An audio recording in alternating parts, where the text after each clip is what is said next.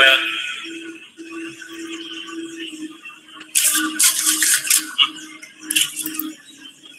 Giờ ăn gì đó?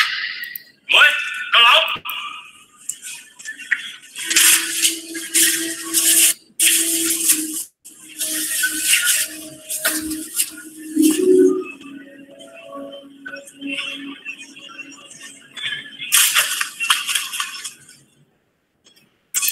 Cho, lên điครับ Ba.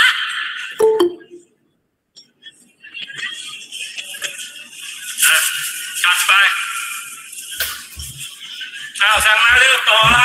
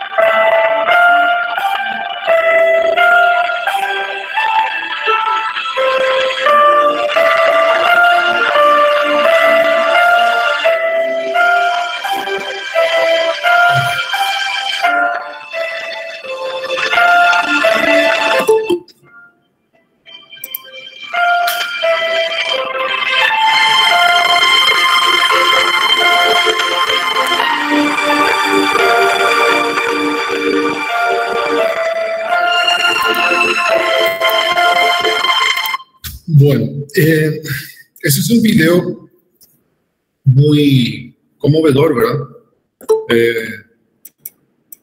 Eu acho muito bonito esse vídeo, para a gente pensar un poco. Bueno, quiero empezar la clase con esto. Hacer algunas preguntas de la clase pasada. La clase pasada nosotros, muito emocionante mesmo. Esse vídeo, ele mexe com a gente, verdade. Eu quero começar fazendo algumas perguntas da aula anterior, ¿sí? La clase pasada nosotros estuvimos estudiando la bioética, el inicio de la bioética, el desarrollo y la consolidación de la bioética, pero también hablamos de los principios. Entonces, quiero hacerles algunas preguntas con relación a la clase anterior, y ahí ustedes me dicen, ¿verdad? Pode usar o microfone ou colocar no chat qual é a opção correta. Começamos com essa pergunta aqui. La bioética, como disciplina, empezó después de qué cosa? ¿De la Primera, de la Segunda Guerra Mundial, la Guerra de Afganistán o la Guerra de Vietnam? ¿Cuál sería a resposta correta?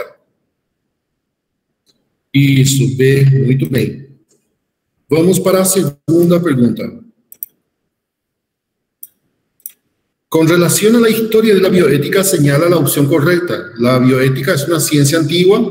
La reflexión entre bioética y ciencia surgieron después de los horrores de la Primera Guerra Mundial. Van Rensselaer-Potter ha contribuido para el avance de las ciencias médicas. Las reflexiones bioéticas entre ciencia y humanidades empezaron después del holocausto de Hiroshima y Nagasaki. ¿Cuál es la respuesta correcta aquí? A, B, C ou D? Quem é o pai da bioética?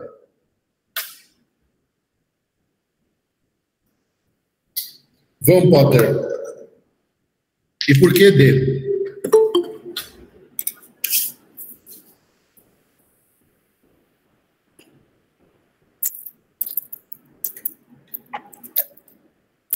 todo mundo vai no D. Ninguém vai no C?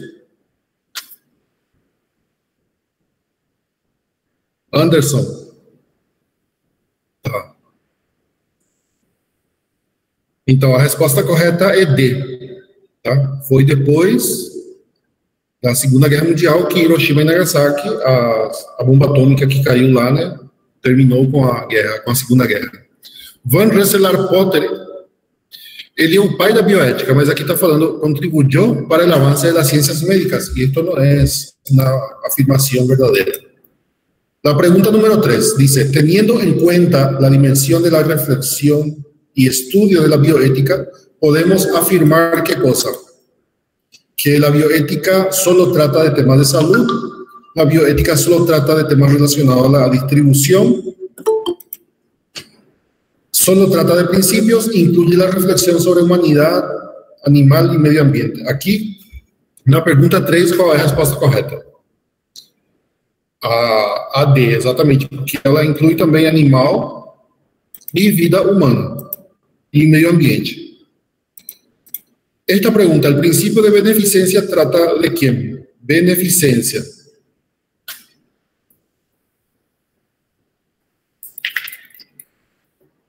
Beneficência é A, claro, relação médico-paciente, porque o médico oferece o bem e quem recebe o bem é o paciente.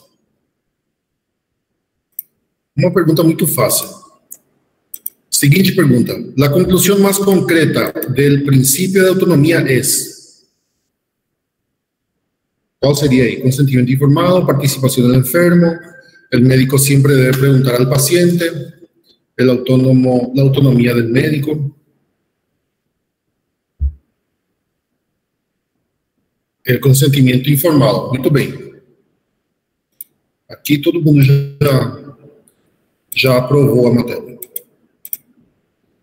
Pregunta número 6. Señala la opción que no corresponde a las reglas típicas del principio de no maleficencia. ¿Cuál sería aquí? O que não tem nada a ver com o princípio de maleficência. De não maleficência.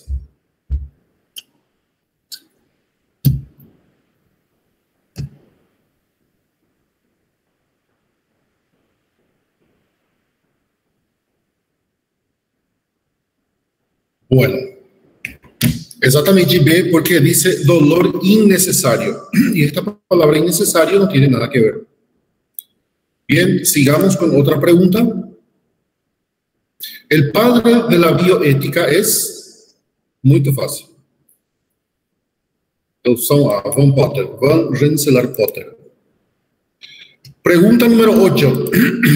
El primer documento internacional sobre experimentación humana es el Código de Londres, Declaración de Lisboa, Informe de Belmont o Código de Nuremberg. Foi dito em aula essa pergunta.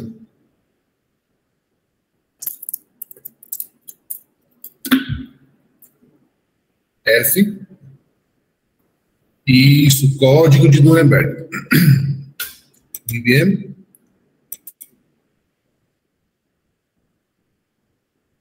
Acá, el principialismo es una corriente que busca establecer normas concretas para orientar experimentaciones, pretende aplicar los principios a los casos clínicos, pretende dar un papel preponderante a la autonomía del paciente. B y C son correctos. ¿Cuál es la respuesta correcta aquí?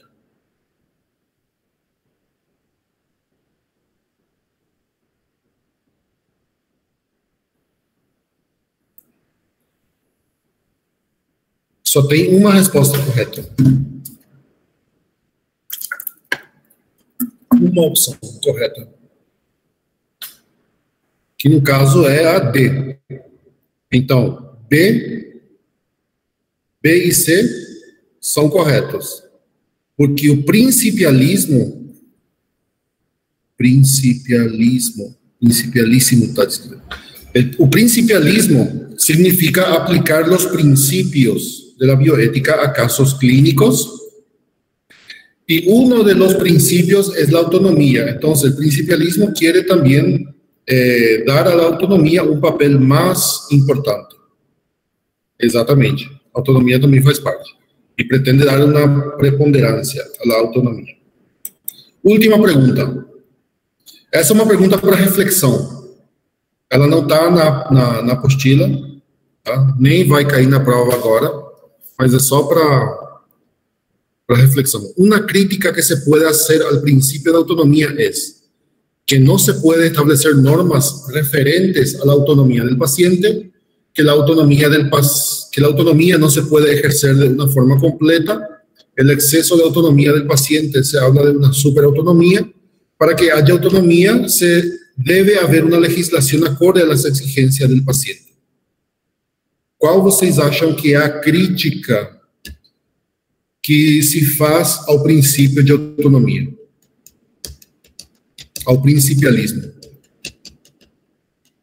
Em todas as aulas que a gente falou sobre, desde lá do começo, a gente sempre deu mais importância ao paciente, ao direito do paciente, né?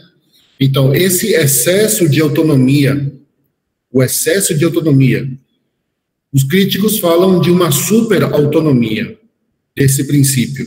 Então, é como se fosse o princípio da autonomia esteja por em cima dos outros princípios, como o de beneficência, que tem a ver com o médico, né, e não maleficência também.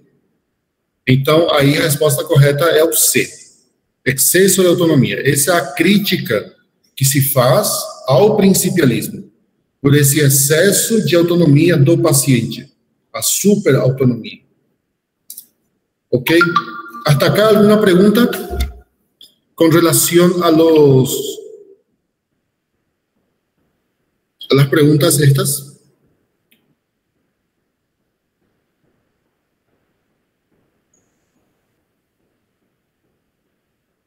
¿No? Bueno, entonces continuamos. Quiero empezar esta clase con lo siguiente, con una frase del Papa Francisco que dice esto: los derechos humanos se violan no solo por el terrorismo, la represión, asesinato, sino también por la existencia de condiciones de extrema pobreza y estructuras económicas injustas que originan las grandes desigualdades. Bueno, lo que dice acá el Papa Francisco no es una novedad. Ahora, lo importante es que el Papa Francisco es un Papa latinoamericano denunciando las situaciones de desigualdades económicas, las estructuras económicas injustas. Eso sí es una novedad, porque la mayoría de los papas anteriores siempre hablan de cuestiones teológicas, de cuestiones morales, pero un lenguaje así, que viene de un papa latinoamericano, que habla de las condiciones de pobreza, las estructuras económicas injustas, las desigualdades. Entonces eso hace con que la frase sea interesante, ¿verdad? Entonces los derechos humanos no es solamente eso. Quando você não tem acesso à saúde, acesso à educação, acesso à cultura, à informação, então você não está, os seus direitos humanos não estão sendo respeitados, ¿ok? Eso es lo que dice ahí el Papa. Y quiero empezar con este dicho que dice, un derecho no es lo que alguien te debe dar, un derecho es lo que alguien no te debe quitar. Entonces, eso es un derecho. Cuando hablamos de derechos humanos, estamos hablando de aquellos derechos que nadie puede quitar, ¿ok? Son partes del ser humano por el propio hecho de ser humano. Pero acá yo les pregunto a ustedes, ¿qué son los derechos humanos? Vamos a empezar por ahí. O que são direitos humanos? Muito se fala disso. Direitos humanos. Mas o que são os direitos humanos? Na verdade. E eu vou colocar com a seguinte questão. Eu vou colocar uma situação, aí vocês respondem, tá? Vou fazer uma pergunta e vocês vão responder. Supongamos que eu tenga una empleada doméstica y entonces yo no le pago un salario justo a esa trabajadora, y también hay un maltrato, una relación de abuso porque no le doy sus vacaciones, no le pago 13º. O sea, hay una serie de faltas contra esa persona. Yo les pregunto, ¿esa situación es o no es una falta contra los derechos humanos? O que vocês acham?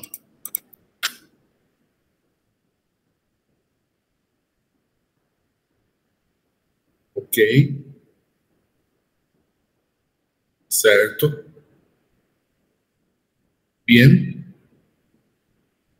Bueno, voy a poner otra situación. Supongamos que una persona cometió un crimen, cometió un asesinato, matou uma pessoa. Esse fato é ou não é uma falta contra os direitos humanos?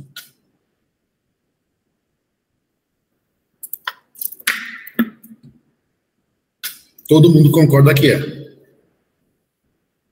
Mas nem o primeiro caso, nem o segundo caso não são. El primer caso de la empleada doméstica, si yo no le pago un salario justo, no es una falta contra los derechos humanos. ¿Por qué?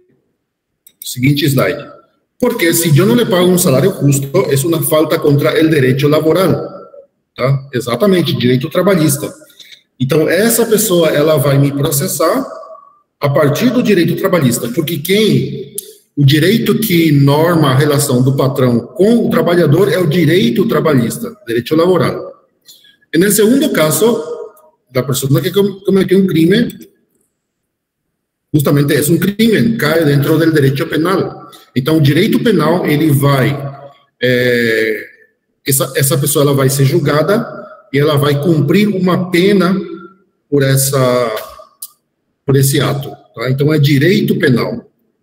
Então, existe, por exemplo, direito penal, existe direito trabalhista, existe o direito civil, que vai regular a convivência entre as pessoas civis. Por exemplo, se eu quero fazer um contrato de aluguel, um contrato de compra e venda, então é direito civil isso. Contrato e venda, inclusive, é um direito, tem um direito exclusivo, que é direito de contratos. Tá? Pero quando falamos de direitos humanos, ¿de qué estamos hablando?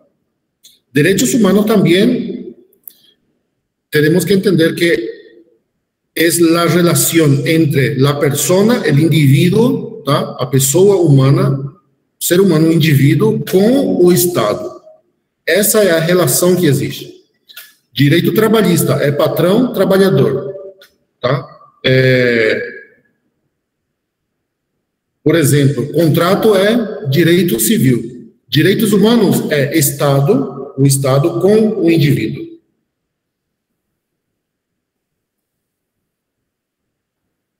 O caso do trabalho escravo sim, seria um caso de direitos humanos se o Estado ele não fizer nada para terminar com aquela situação, por exemplo.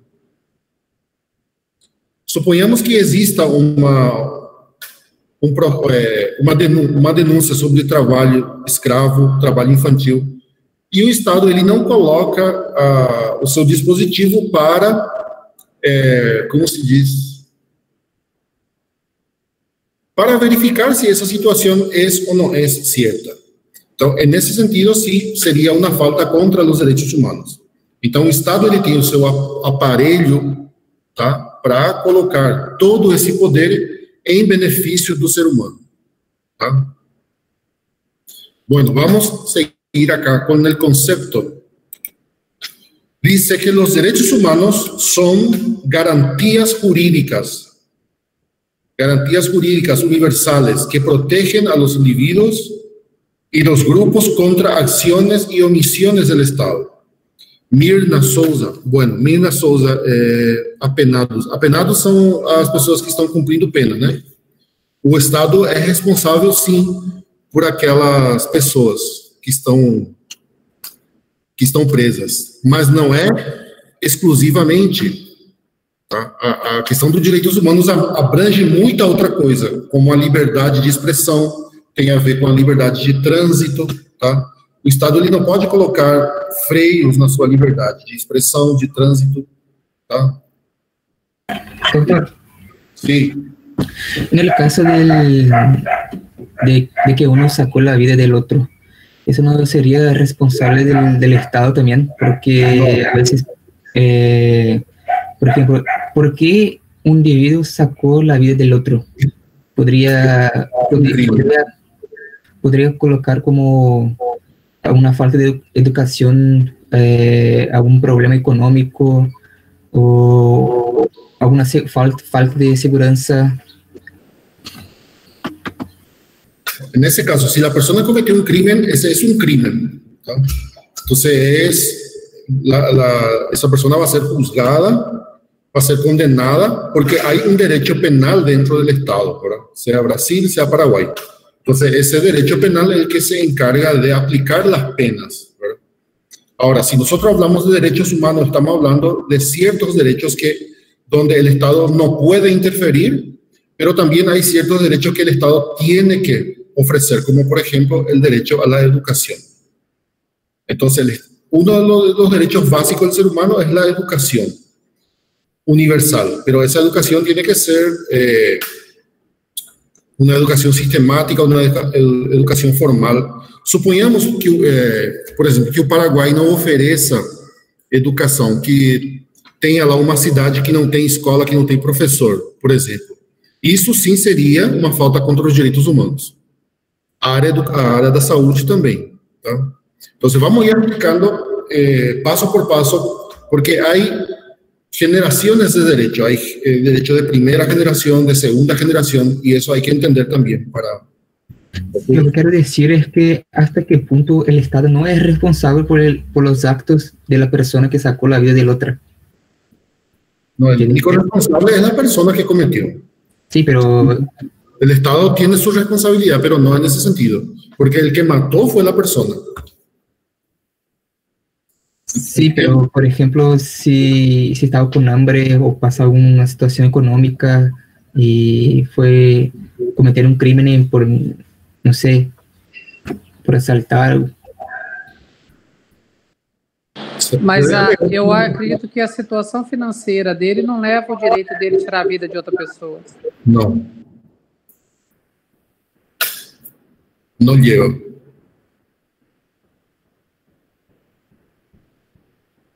Bueno, entonces, acá hay dos cosas. Cuando hablamos de derechos humanos, son garantías jurídicas que protegen o indivíduo das ações do Estado, mas também existem garantias jurídicas que o Estado deve promover, e aí falamos sobre as gerações do direito que a gente vai analisar aqui depois, tá?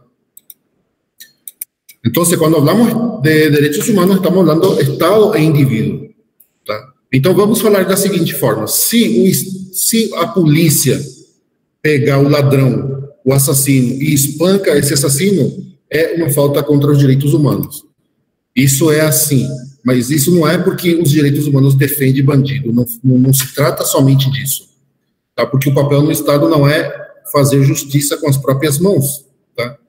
Agora, quando o Estado não oferece educação, não oferece informação, não oferece saúde à população, também é uma falta contra os direitos humanos, tá? Sim.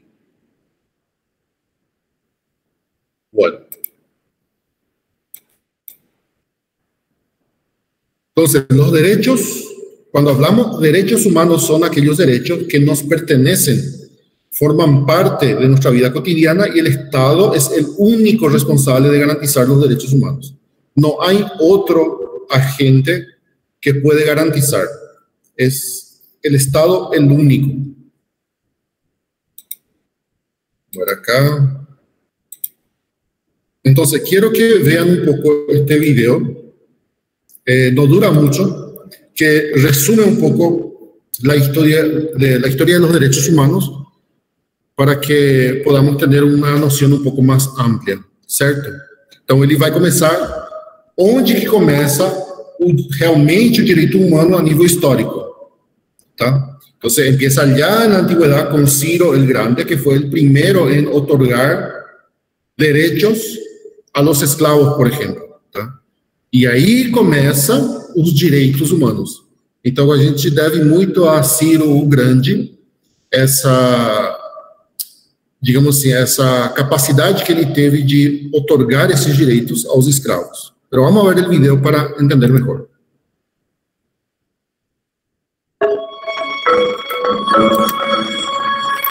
Human rights is, geez, that's a good question. Human rights.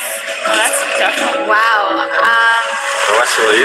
I don't even know how to give that a definition. I would probably have to do a little bit of homework or something. Yeah, any right that I think any, just as a normal, human, any. The rights that humans have. That's a very large debate. Sí, tú le puedes preguntar a 20 personas y te van a dar 20 diferentes opiniones. Non saprei, una domanda complicatissima. We just take it for granted that they're there, but we don't even consider what they are.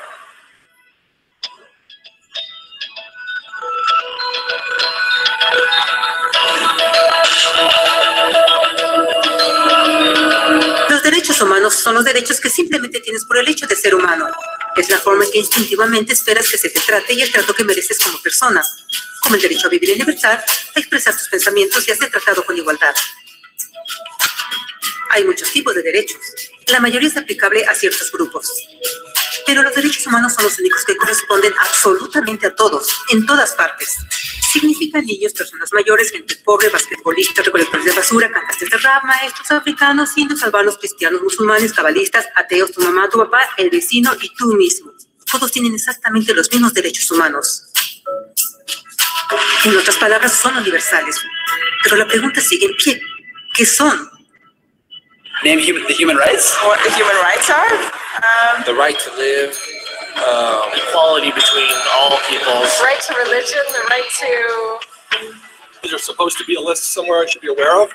De acuerdo con las Naciones Unidas, hay un total de 30 derechos humanos que generalmente se agrupan y sencillamente se llaman derechos humanos. Todos ellos se enumeran en la Declaración Universal de Derechos Humanos, que es el documento más ampliamente aceptado sobre el tema. Pero fue hace mucho tiempo cuando surgieron. Al principio no había derechos humanos. Si estabas con el grupo correcto, estabas seguro. Si no, bueno, no lo estabas.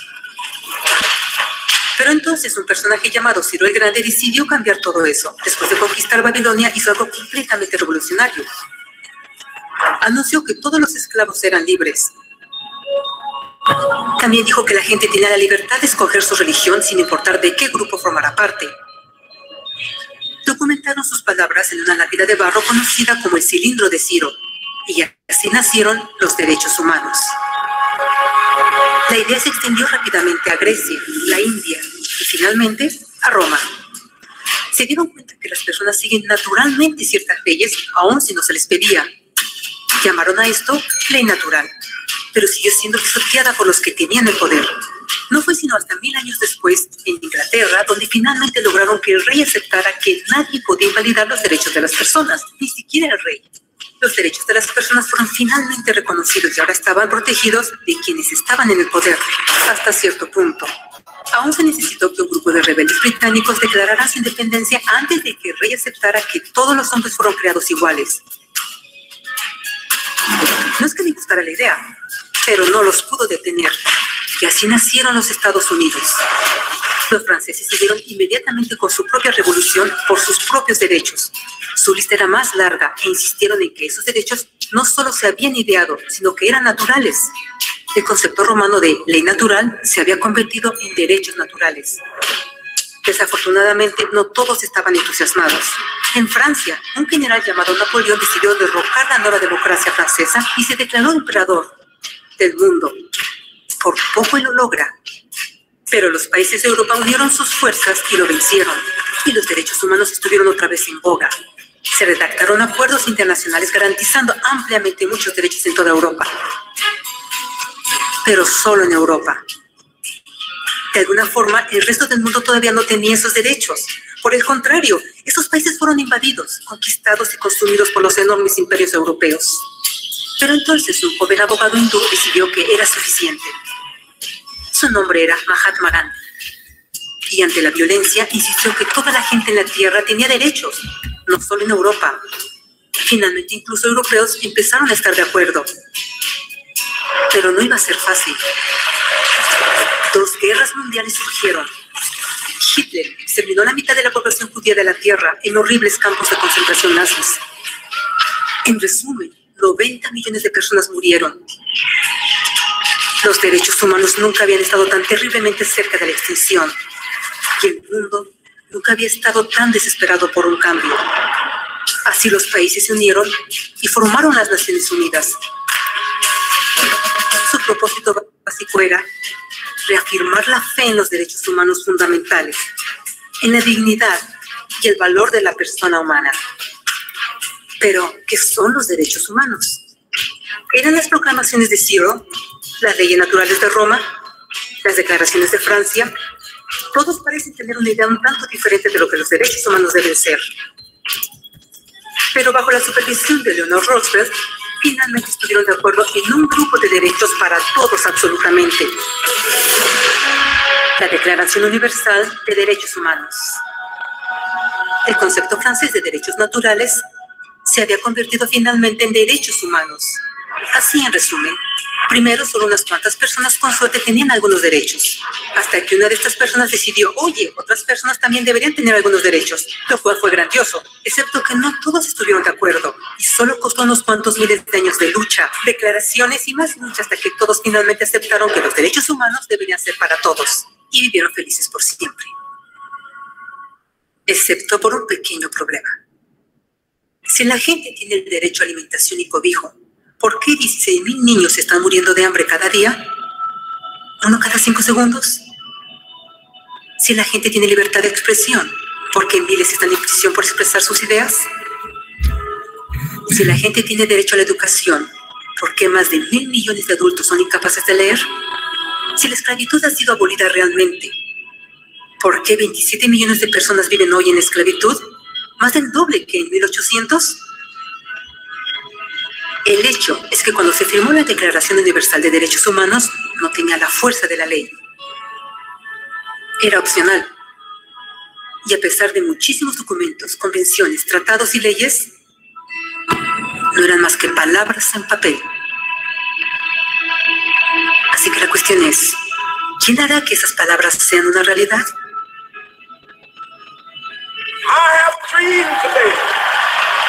Cuando el Dr. King marchó a favor de la igualdad racial, él estaba marchando por los derechos que habían sido garantizados por las Naciones Unidas desde hacía casi 2 décadas. Pero de todas maneras, él marchó. Cuando Nelson Mandela defendió la justicia social en los años 90, su país había acordado ya abolir tal discriminación de casi 40 años. Pero de todas maneras él luchó. Esos que luchan hoy contra la tortura, pobreza y discriminación no son gigantes o superhéroes. Son gente común. Niños, madres, padres, maestros, individuos de pensamiento libre que no están de acuerdo en estar en silencio, que reconocen que los derechos humanos no son una lección de historia, no son palabras en una hoja de papel, no son discursos, campañas comerciales o de relaciones públicas. Son las elecciones que hacemos cada día como seres humanos. Son la responsabilidad que todos nosotros compartimos, de respetarnos mutuamente, de ayudarnos unos a otros y de proteger a los necesitados. Como Eleanor Roosevelt dijo, después de todo, ¿dónde comienzan los derechos humanos universales? En pequeños lugares, cerca del hogar, tan cercanos y tan pequeños que no pueden ser vistos en ningún mapa del mundo. Sin embargo, son el mundo del individuo común, el vecindario donde vive, la escuela o universidad donde estudia, la empresa, la granja u oficina donde trabaja. Tales son los lugares donde cada hombre, mujer y niño busca igualdad de justicia, igualdad de oportunidades, igualdad de dignidad sin discriminación. A menos que estos derechos tengan un significado ahí, no tendrían significado en ninguna parte.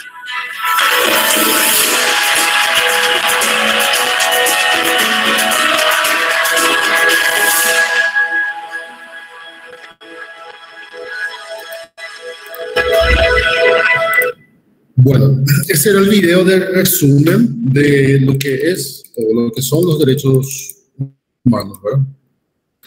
Bueno. Entonces, ¿dónde se materializan esos derechos? En la Declaración Universal de los Derechos Humanos de 1948 en París.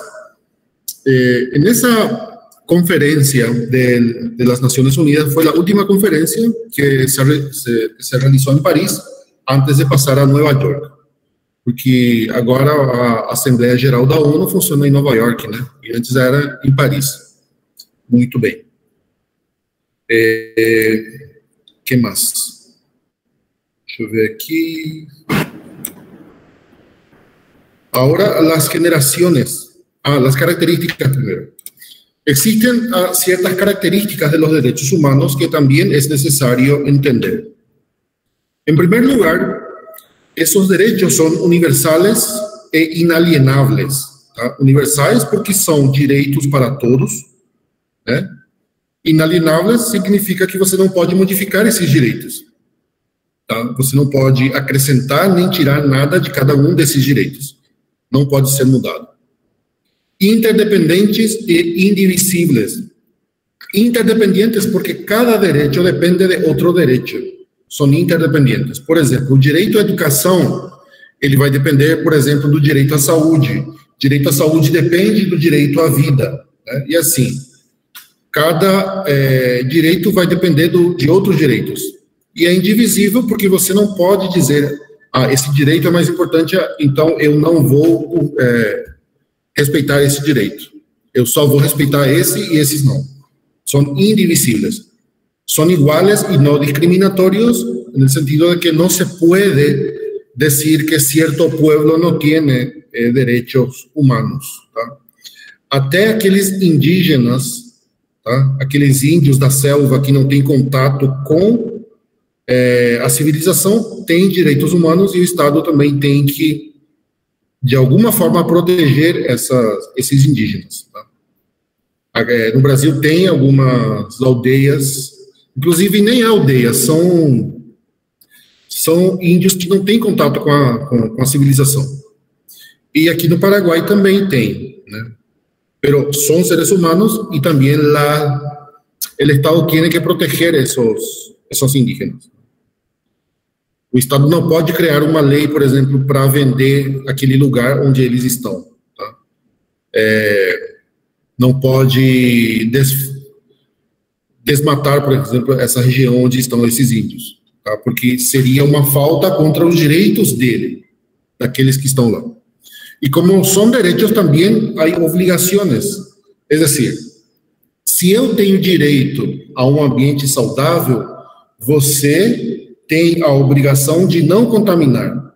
Então, é assim que funcionam os direitos. Quando você tem direito, o outro também tem a obrigação. Tá? Porque hoje em dia, todo mundo fala de direitos, mas ninguém fala de obrigação. Bueno, entonces, eso serían las características. Y acá comenzamos con las generaciones de los derechos.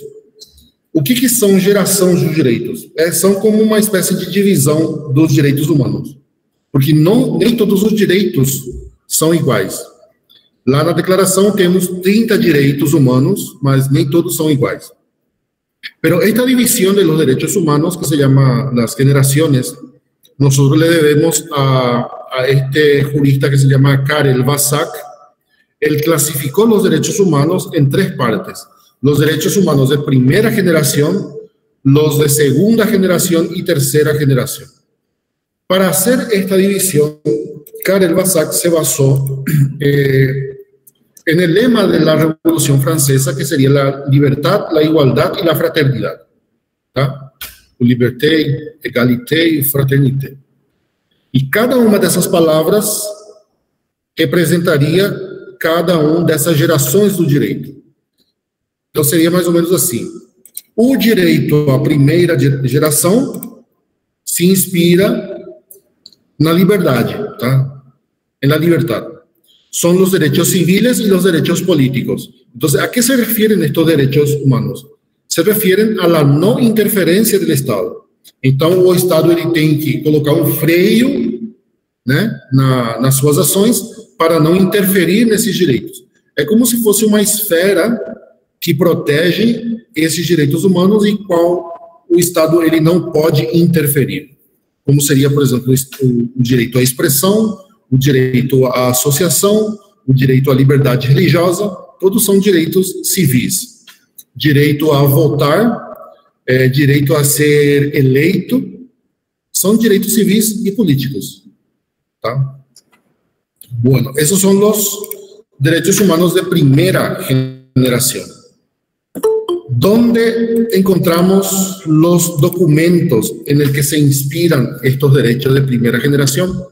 Encontramos en dos documentos importantes, tá? Porque esses direitos de primeira geração, direitos políticos, eles não nascem do dia para outro. Eles se inspiram em algum acontecimento, em algum fato, em algum documento. Então, aqui encontramos dois documentos importantes, que é a Constituição dos Estados Unidos e a Constituição da França, depois da Revolução Francesa. ¿Por quê? Porque en estas dos constituciones se consagra la libertad del ser humano, tanto na Constituição dos Estados Unidos, de 1787, e na Constituição Francesa, de 1791, encontramos que o ser humano, ele é livre, e isso não existia antes, não se falava sobre liberdade. Na época do feudalismo, por exemplo, o camponês que tinha sua terra, a vida dele, tudo que ele tem pertence ao senhor feudal, tá? E não havia liberdade. Ele não podia vender, ele não podia, digamos, ir de um lugar para outro, ele não podia se mudar sem a permissão do senhor feudal. E é mais ou menos assim que funcionava. Pero estas dos constituciones consagran la libertad del ser humano. Veamos otro. Acá. Los derechos humanos de segunda generación. Acá yo tengo que corregir esto, porque na verdade ele é... Só para corrigir. Aqui tem que ser igualdade, igualité, não fraternité.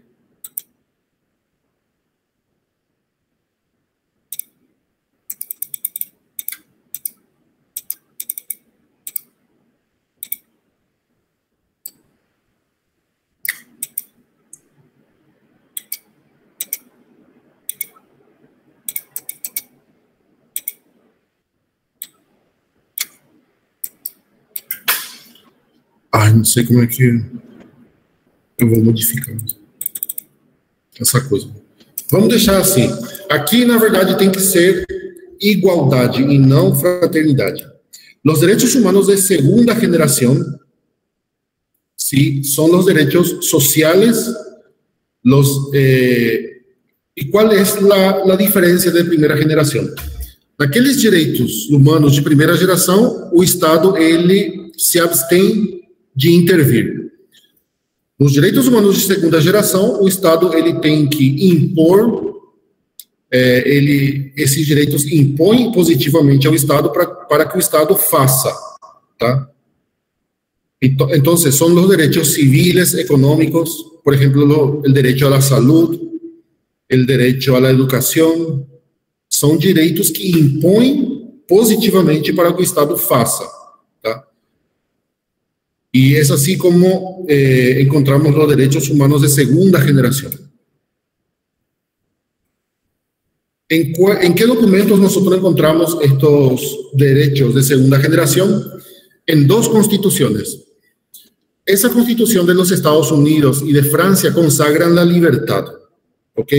Y estos consagran esos derechos sociales, derechos económicos, que é a Constituição de México. Ele é mais conhecido como a Constituição de Querétaro e a Constituição de Weimar, da Alemanha.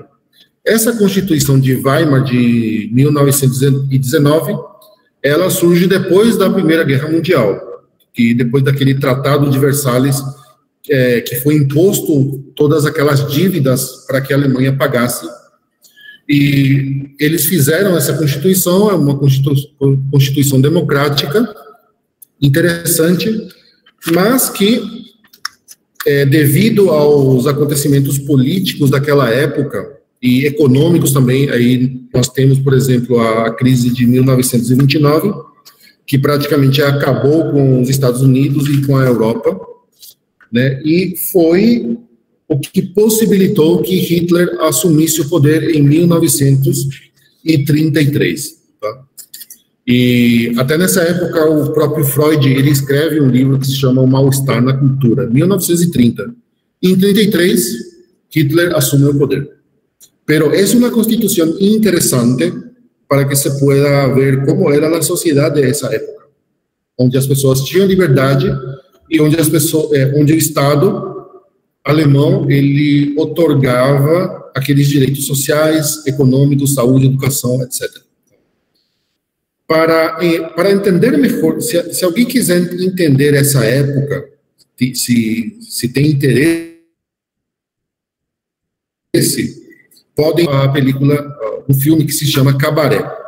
Esse é um filme interessante porque ele retrata muito bem como era a sociedade dessa época. Tá? E é uma película com Lisa Minnelli, um filme antigo, né? Bueno, essa é a parte. Depois temos os direitos humanos de terceira geração. Esto sim é da fraternidade.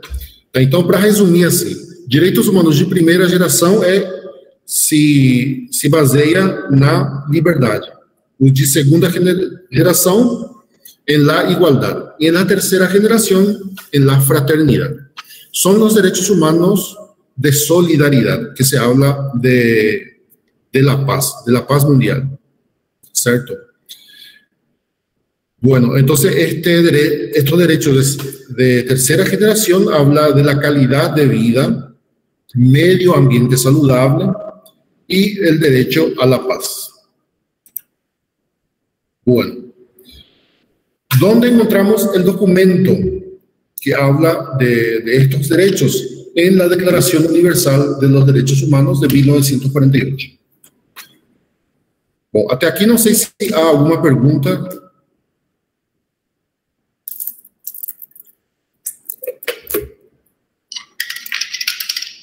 Não.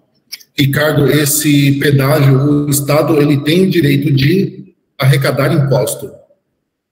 Ele não é uma violação. Não. A violação vai surgir assim. Vocês estão vendo o slide? Tá. A violação não é violação. O Estado ele não pode interferir nas liberdades. Certo? Pero essa não interferência não é absoluta. O que acontece, por exemplo, no caso da pandemia? Aqui no Paraguai, veio uma lei da quarentena, onde todo mundo tinha que ficar em casa, por exemplo, né? E tinha também um toque de recolher. Então, o Estado, ele coloca restrições para proteger a vida.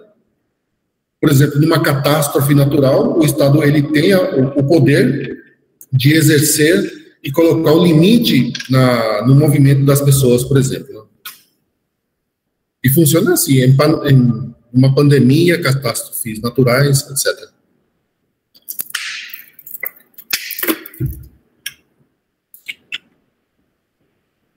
E assim.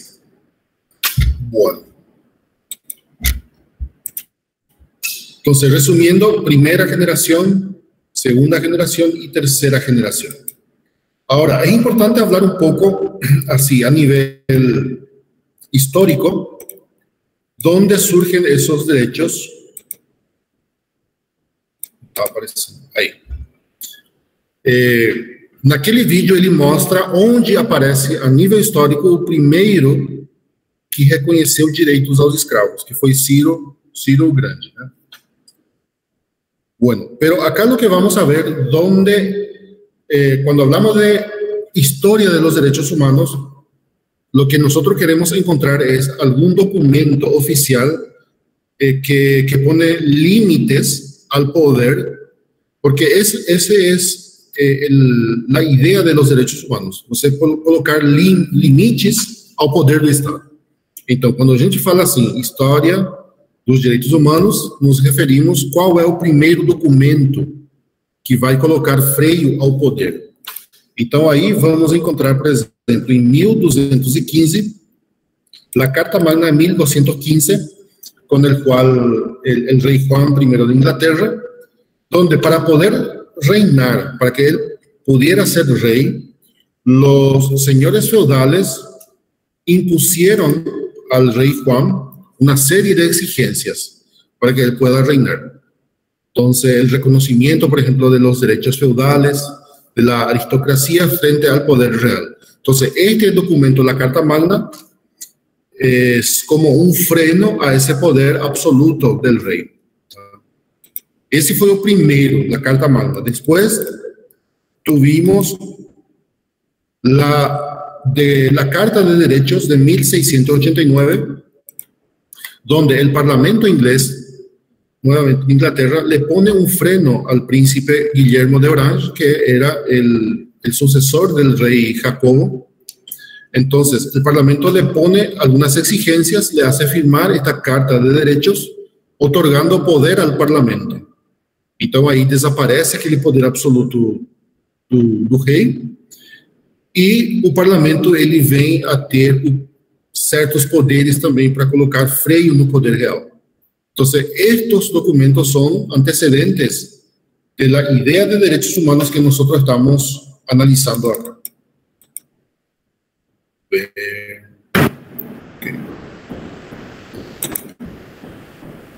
Después vamos a tener la Declaración de Virginia de 1776, y este es un documento muy importante porque es la primera vez en la historia en un documento oficial que se va a hablar de que todos los hombres por naturaleza son iguales, libres e independientes.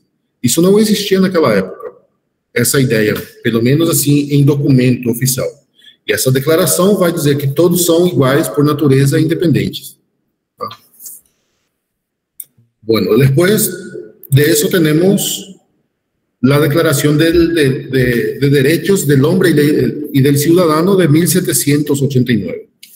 Y este documento también es el más importante porque dice que todos nacen libres y permanecen libres y son iguales en derecho. Coisa que não existia naquela época. Os camponeses, por exemplo, não tinham direito, tá? Y que la soberanía reside en el pueblo. Este es tal vez el documento más importante. Tenemos ahí la Carta de Derechos de los Ciudadanos de los Estados Unidos, ¿tá? Que habla, por ejemplo, de los derechos de expresión. Então, nesse documento aqui, vai colocar ênfase na importância de proteger a liberdade religiosa, a liberdade de expressão, a liberdade de imprensa, tá? A liberdade de reunião, etc. Inclusive, nessa Constituição, ele fala também sobre a liberdade de portar armas, tá?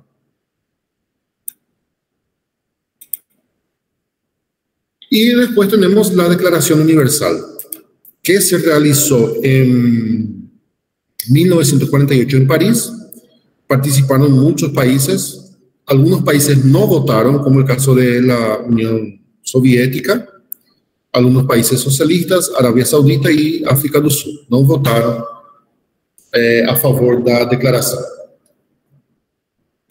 Bueno. ¿Hasta acá alguna pregunta? ¿Alguna consulta? ¿Está todo bien? Sí, 2 enmiendas de derecho a armas, sí. Bueno, entonces, lo que vamos a ver ahora son los mecanismos internacionales de protección de los derechos humanos. ¿De qué manera se protegen los derechos humanos a nivel internacional? Eso es lo que vamos a ver ahora. Bueno, en primer lugar, lo que podemos decir que a nivel internacional tenemos 2 mecanismos. Los mecanismos basados en los tratados internacionales, tá? O que são tratados? Quando a gente faz, por exemplo, um contrato, as pessoas particulares, as empresas se manejam com contratos, tá? Você quer vender, você quer comprar, você quer alugar, você faz por contratos. Os países, eles fazem tratados, tá? Então, uno de esos mecanismos de protección son mecanismos basados en tratados. Y el otro mecanismo son mecanismos que están basados en la propia Carta de las Naciones Unidas. Vamos a analizar uno por uno. Los mecanismos basados em tratados. Os tratados internacionais entre países são instrumentos que têm ele tem um poder jurídico quando o país ele coloca dentro da sua legislação interna. Então, quando falamos de mecanismos basados em tratados, temos que entender que há dois pactos internacionais que os países firmaram e há 4 convenções. Tá? ¿Qué sería la diferencia entre pactos y convenciones? Acá, por ejemplo, cuando se habla de pactos, se habla de un nivel más general. Y convenciones es sobre un tema específico. Entonces, por ejemplo, los países hacen convención contra a tortura. Entonces, todos los países se comprometen a colocar o seu esforço para eliminar as torturas ou a discriminação. Então, as convenções sempre são assim mais concretas, sobre algo concreto. E os pactos são mais gerais. Nesse sentido, temos 2 pactos e algumas convenções. Eu trouxe aqui 4 para entender, para colocar como exemplo. Los pactos, el primero es el Pacto Internacional de los Derechos Civiles y Políticos. Tá? Como existem nos direitos humanos aqueles direitos de primeira geração.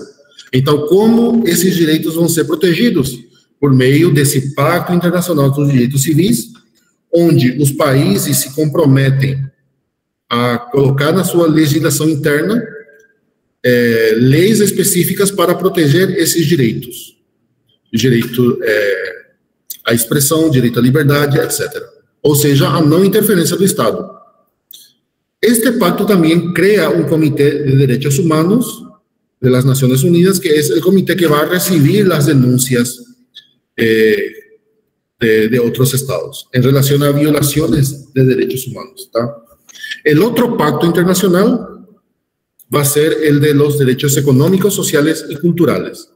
Ahí tenemos, por ejemplo, el pacto, este pacto que va a hablar sobre los derechos humanos de segunda generación. ¿tá?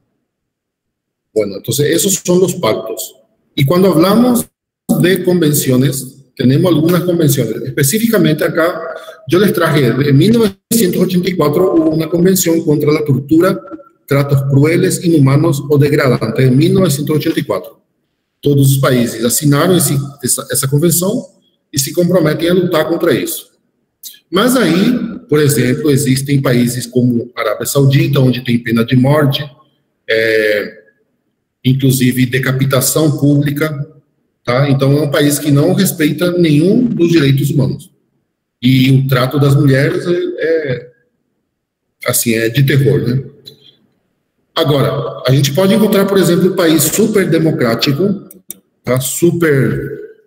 Que protege direitos humanos, como no caso dos Estados Unidos, pero, sin embargo, Estados Unidos tiene una base militar en Cuba que se llama Guantánamo, donde están los prisioneros de guerra y son tratados de forma inhumana y cruel também.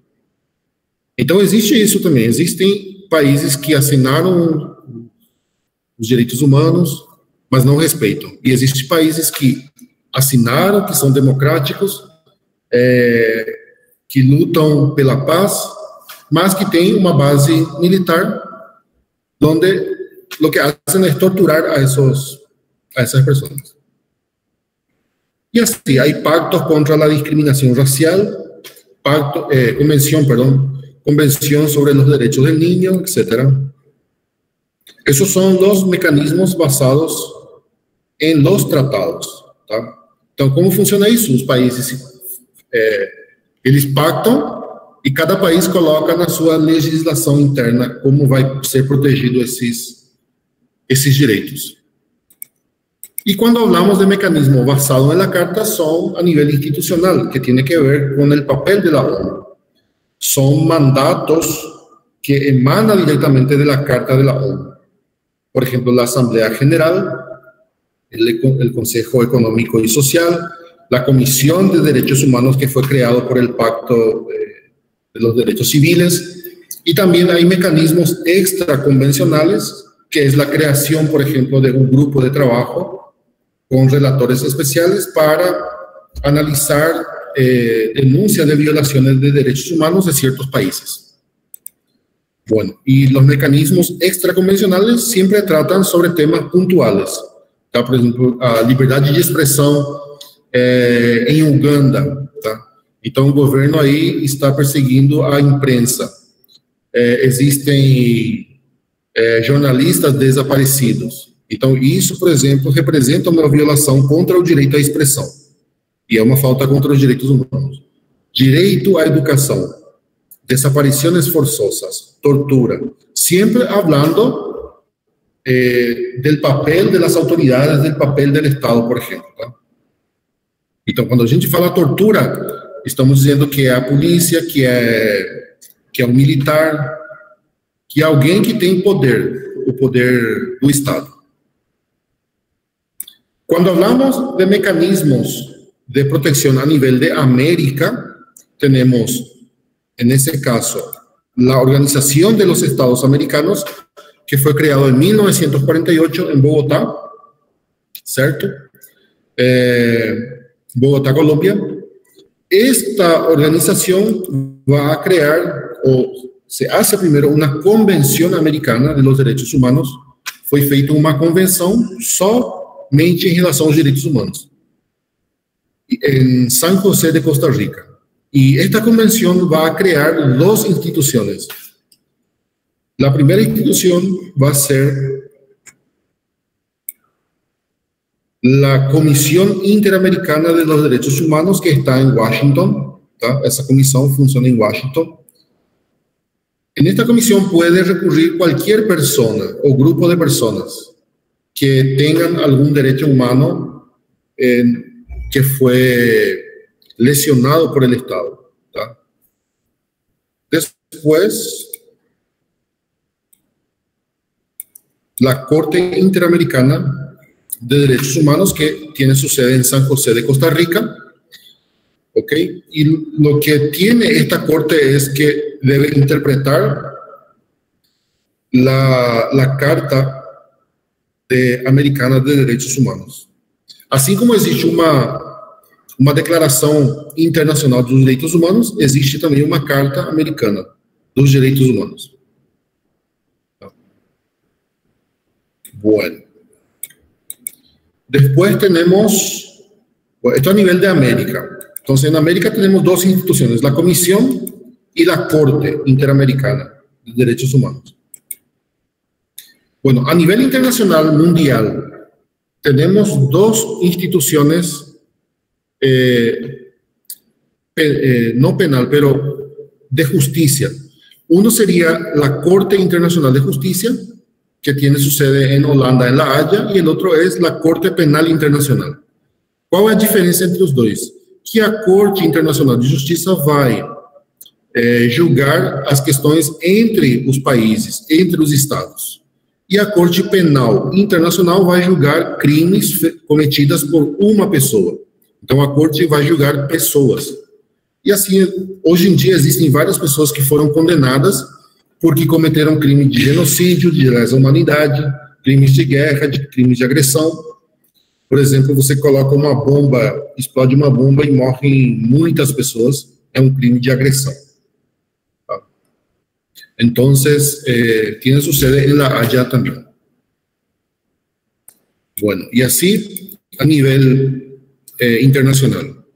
Lo que nosotros podemos hablar sobre la cuestión de la salud, derechos humanos y salud, tenemos que mencionar cuáles son las instituciones internacionales vinculadas a la salud.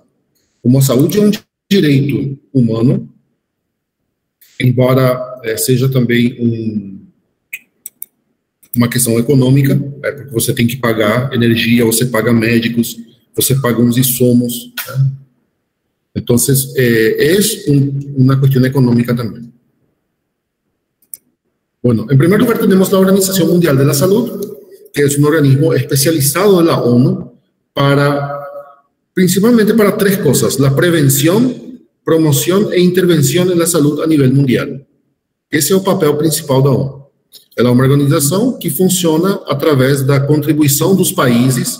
Cada país membro da OMS, ele tem que pagar uma certa quantia para a manutenção dessa organização. Além disso, a OMS também realiza pesquisas que são financiadas por os países mais ricos, né?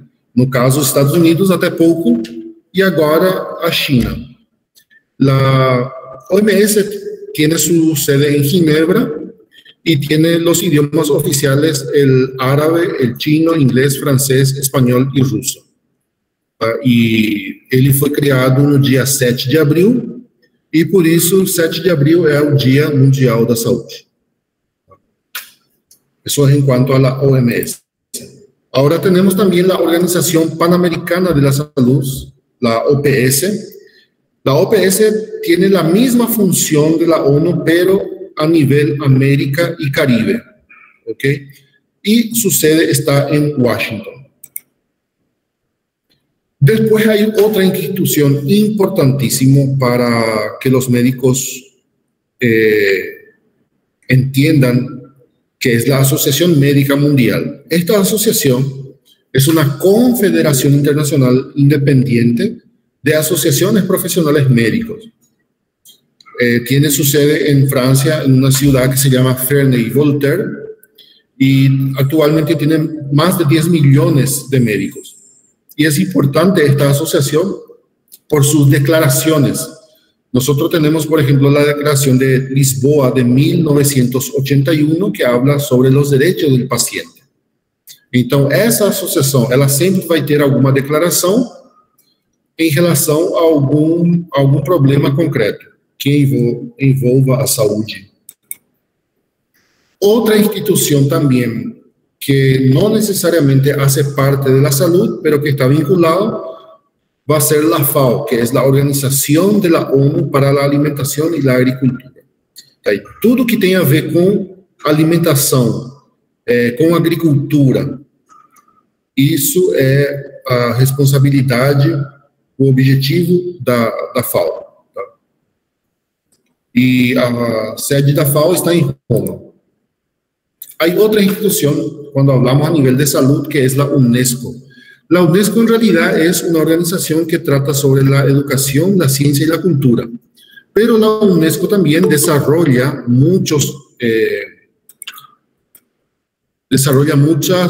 pesquisas científicas que tienen que ver con el tema de la salud. Além da OMS, a UNESCO também tem pesquisas científicas envolvendo saúde.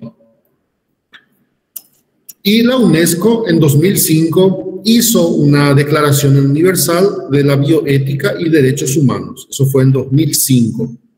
Y en esta declaración que yo ya había enviado al grupo de delegados, acho que ustedes ya tienen ese documento, lo que podemos decir es que en este documento se da mucho énfasis en el concepto de dignidad de la persona. Y la dignidad de la persona fue el eje conductor de esta declaración. Entonces, todos los tratos de las personas, tanto en materia de experimentación, en materia de tratamiento, siempre tiene que visar la dignidad de la persona humana. ¿Okay? Acá tenemos los objetivos. Ok. Los derechos humanos son importantes porque pueden visualizar ciertas prácticas antiéticas.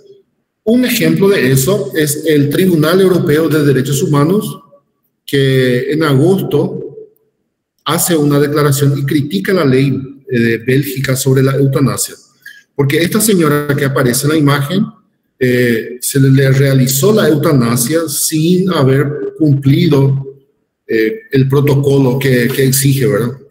Inclusive el hijo de esta señora supo de lo que pasó 2 días después del fallecimiento.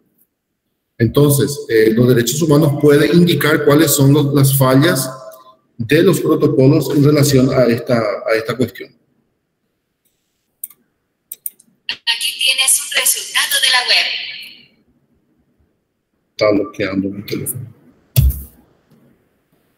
Bueno, después yo les invito a que si ustedes quieren conocer un poco sobre cómo va el avance, por ejemplo, en relación al COVID en América Latina y el Caribe, pueden entrar en esta página de la CEPAL, que es la Comisión Económica para América Latina y el Caribe.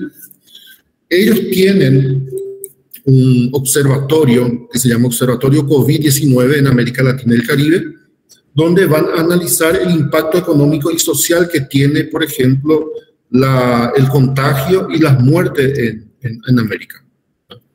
Entonces se hace todo un levantamiento y demuestra cuál es el impacto económico y social que tiene esta pandemia. ¿Hasta acá alguna pregunta? ¿Alguna duda?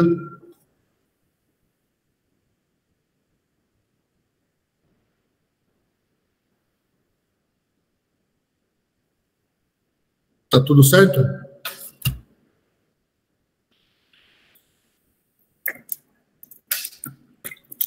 Bueno.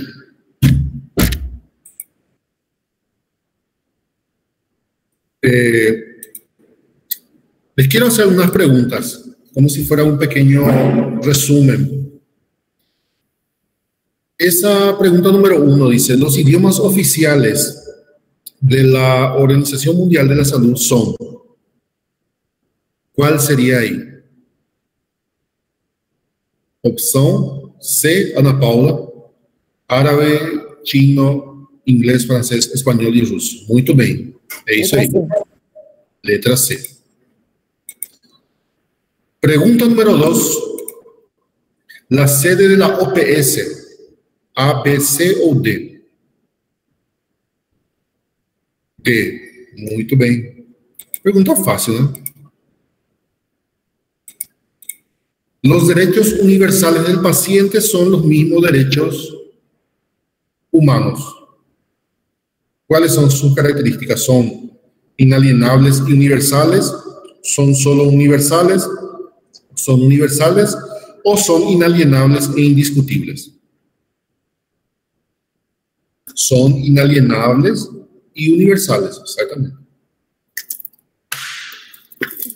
Agora, a gente pode fazer uma crítica a essa universalização dos direitos do paciente, tá? Porque isso também não é absoluto, ele vai depender da cultura, ele vai depender da região geográfica, certo? Então, por isso, por exemplo, que o estudante de medicina, ele estuda socioantropologia, para entender essas coisas. Os direitos humanos do paciente são universais. Agora, essa universalização não é absoluta. Ele depende. Existem culturas, por exemplo, onde você não pode fazer certo tipo de tratamento justamente pela cultura. E o médico ele tem que entender isso. Depois é uma crítica assim. Podemos falar em outro momento. ¿Dónde queda la sede de la Organización Mundial de la Salud? ¿Londres, Madrid, Ginebra o París? Genebra. Muito bem. Está em Genebra.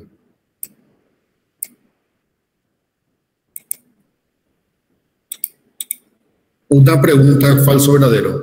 Los derechos humanos son garantías jurídicas universales que protegen a los individuos y los grupos contra acciones y omisiones del Estado que interfieren con las libertades y los derechos fundamentales con la dignidad humana.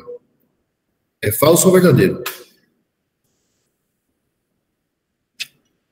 Exatamente, Shirley. No caso de testemunho de Jeová, não pode fazer transfusão. Não dá. Exatamente. Verdadeiro. Outra pergunta. El acontecimiento que dio origen a los principios de la bioética, esse seria mais da aula passada. Seria el caso de Tuskegee, juicio de Nuremberg, fabricación de talidomida, denuncias hechas por Henry Becher. Qual seria aí o acontecimento que deu origem à bioética? Os princípios da bioética.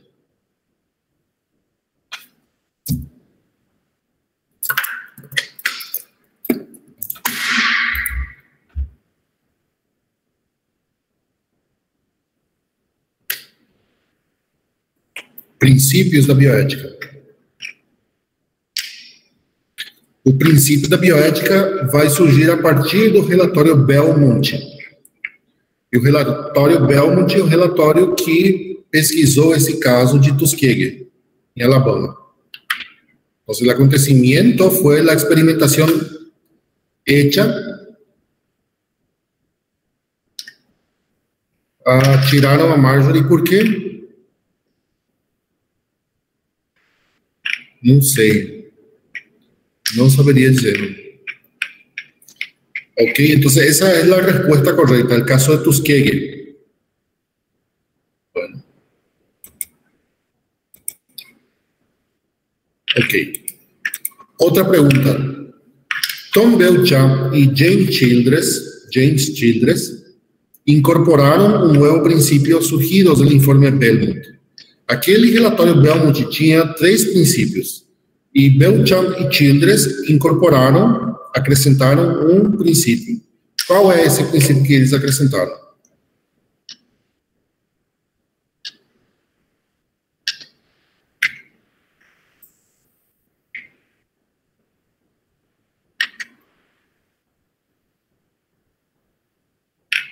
No relatório Belmont, tá, aparece o princípio de justiça, beneficência e autonomia. Belchamp e Childress acrescentaram um princípio que é um princípio antigo, não é um princípio, não é uma novidade, de não maleficência. Então, essa é a resposta correta. Bueno, no sé si tienen alguna pregunta hasta acá, alguna consulta que quieran hacer.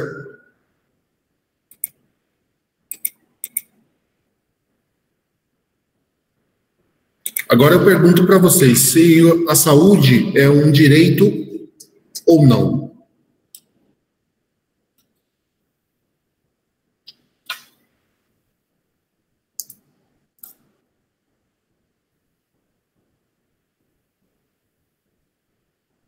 E a saúde não é um bem econômico? O que é bem econômico? Aquele que você precisa de dinheiro para obter. Bom, se a saúde é um bem econômico, significa que você precisa de dinheiro para ter saúde, certo? E essa saúde, ela não é gratuita. Alguém paga os médicos, paga os medicamentos, paga o hospital, paga os funcionários. O hospital público, quem paga tudo isso é o contribuinte, é a sociedade, certo? Nos impostos, exatamente. Então, ter saúde gratuito, na realidade não é gratuito, não. Uma pessoa que não paga um hospital está se beneficiando por algo que outros estão pagando. Não tem, exatamente, não tem nada de graça. Não há nada de graça no mundo. Bueno, entonces, si no tienen más preguntas, podemos dejar por acá. Então, aqui seria a aula número 4, né? Bioética e Direitos Humanos.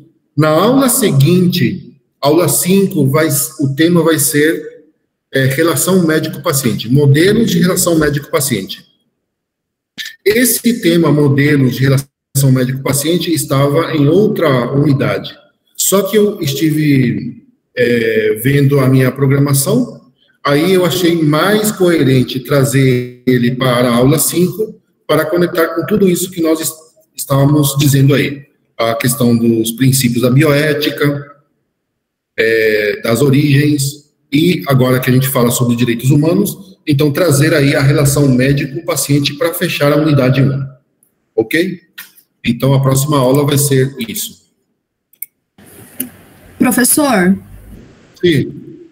A próxima aula, no cronograma, seria a prova, é isso mesmo? Acho que sim, mas não há problema com isso, porque tudo que vai cair na prova são coisas que a gente está passando aqui. Seria então até a aula 4, que é essa última aula que nós tivemos. Essa aula 4. Ok. Sim. Professor, por gentileza, passa os slides dessa matéria de hoje e da próxima para a gente, para os delegados, por gentileza. Da próxima ainda não está. Esse sim já está. Eu vou passar, sem problema. Mas o outro, quando estiver pronto, eu passo, sem problema. Ok, doutor, obrigado. É sempre bom estar acompanhando